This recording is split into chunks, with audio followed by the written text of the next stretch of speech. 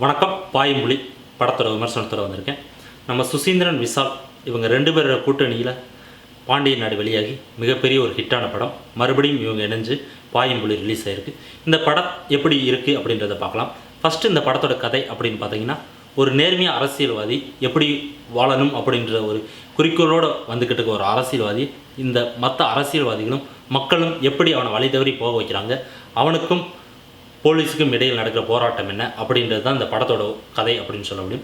இந்த படத்தை பார்த்தோன்னே எனக்கு பிடிச்ச பாசிட்டிவ் விஷயம் அப்படின்னு பார்த்தீங்கன்னா, கடைசி ஒரு 45 நிமிடங்கள். அந்த 45 நிமிடங்கள் தான் இந்த படத்தை ஒரு தடவை பாருங்கள் அப்படின்னு சொல்ல தோணுது. அந்த 45 நிமிடங்கள் எவ்வளோ இன்ட்ரெஸ்ட்டாக சுசீந்திரன் கொடுக்க முடியுமோ கொடுத்துருக்காரு. அதே மாதிரி சமுத்திரக்கனி, விஷால் இவங்க 2 பேரோட நடிப்பு இந்த படத்துக்கு ஒரு மிகப்பெரிய பலம் அப்படின்னு சொல்ல முடியுது. சமுத்திரக்கனி அவருக்கு இந்த மாதிரி ஒரு கேரக்டர்லாம் அடித்து சாப்பிட்ற மாதிரி அடித்து போய்கிட்டே இருப்பார். அதை தெளிவாகவே பண்ணியிருக்காரு. அவரோட அந்த ஒரு அசால்ட்டான ஒரு நடிப்பு இந்த படத்துக்கு ஒரு மிகப்பெரிய பலம் அப்படின்னு சொல்ல முடியும். விஷால் ஒரு அசிஸ்டன்ட் கமிஷனராக வந்திருக்காரு. அவரோட ஹைட்டுக்கும் வெயிட்டுக்கும் அவரோட பாடி லாங்குவேஜ் இதெல்லாம் பார்த்தீங்கன்னா, ஒரு போலீஸ் ஆஃபீஸர் எப்படி இருப்பார் அப்படின்றதுக்கு தெளிவான ஒரு எடுத்துக்காட்டாக சுசீந்திரன் அவர் வடிவமைச்சிருக்காரு. அதையும் தெளிவாகவே அவர் பண்ணிட்டு போயிருக்காரு. அதே மாதிரி இந்த படத்துக்கு ஒரு மிகப்பெரிய பலம் அப்படின்னு பார்த்தீங்கன்னா, சமுத்திரக்கனிக்கும் அவங்க அப்பாவுக்கும் இடையில் நடக்கிற அந்த ஒரு 10 நிமிஷம் ஒரு கான்வர்சேஷனு, அது மக்களுக்கெல்லாம் அப்படியே சுட்டது மாதிரி இருக்கும். இதை கேடுனாச்சும் நெக்ஸ்ட் எலெக்ஷனில் காசுக்கு ஓட்டு போட வேண்டாம் அப்படின்றதுக்காண்டி சுடுறது மாதிரி சுசீந்திரன் காமிச்சிருக்காரு. இதுக்காண்டி உங்களுக்கு பெரிய ஒரு சல்யூட் சார். படத்தோட மியூசிக், பேக்ரவுண்ட் ஸ்கோர் இதெல்லாம் ஓரளவுக்கு இந்த படத்தை தாங்கி பிடிச்சிருக்கு அப்படின்னு சொல்ல முடியும். சரி, இந்த படத்தில் அப்படி என்ன தான் உனக்கு பிடிக்கல அப்படின்னு பார்த்தீங்கன்னா, இந்த படத்தோட ஃபஸ்ட் ஆஃப் பார்த்தீங்கன்னா ஒரு ஃப்ளாட்டான ஸ்டோரியை வச்சுட்டு நம்ம சுசீந்திரன் வடிவமைச்சிருக்காரு.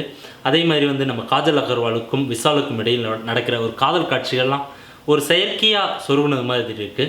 இந்த படத்துக்கு அந்த காதல் காட்சிகள்லாம் தேவையா அப்படின்னு பார்த்தீங்கன்னா, சுசீந்திரன் ஒரு கமர்ஷியல் ஆடியன்ஸை மையப்படுத்தி அந்த காதல் காட்சிகள், அவங்க பாடல்கள் இதெல்லாம் சொருகிருக்கிறது மாதிரி எனக்கு தோணுது.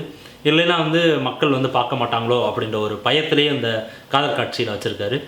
அதை காஜல் அகர்வால் எல்லா படத்துலேயும் வர ஹீரோயின் மாதிரி ஏதோ நடித்து கொடுத்துட்டு போயிருக்காங்க அப்படின்னு தான் சொல்ல முடியும். இதுதான் இந்த படத்துக்கு ஒரு பெரிய பலவீனம் அப்படின்னு எனக்கு தோணுது. அவங்கள காஜல் அகர்வால் வர்ற சீனெல்லாம் வெட்டி தூக்கி போட்டால் இந்த படம் ஒரு நல்லா பார்க்கக்கூடிய ஒரு படமாக இருக்கும் அப்படின்றது எந்த மாற்று கருத்துமே கிடையாது. அதே மாதிரி நம்ம புரோட்டா சூரியோட காமெடிகள், அவருக்கு காமெடிகள் சுசீந்திரன் வடிவமைச்சிருக்க விதம் அந்தளவுக்கு இந்த படத்தில் ஒர்க் அவுட் ஆகலை. சுசீந்திரன் இந்த படத்தில் எடுத்துக்கொண்டிருக்க அந்த கதை களம் ஒரு நல்ல ஒரு கதைக்களம் அப்படின்னு சொல்ல முடியும். அதாவது இன்டர்வல்லேருந்து ஆரம்பிக்கிற கதை கடைசி வரைக்கும் விறுவிறுப்பாக தான் போகுது. அதே மாதிரி கடைசி அந்த ஒரு ஃபைட், நம்ம ஹீரோவுக்கும் வில்லனுக்கும் நடக்கிற அந்த ஃபைட் ஒரு ரியலாக இருக்கிறது மாதிரி ஒரு ஃபீலிங் இருந்துச்சு. இந்த படத்தை எல்லாரும் ஒரு முறை அந்த செகண்ட் ஹாஃப் கண்டிப்பாக போய் பார்க்கலாம். மற்றபடி இந்த படம் ஒரு தமிழ் சினிமாவில் இந்த படம் மாதிரி நிறையா கதைகள் பார்த்து புளித்த கதைகள் தான்.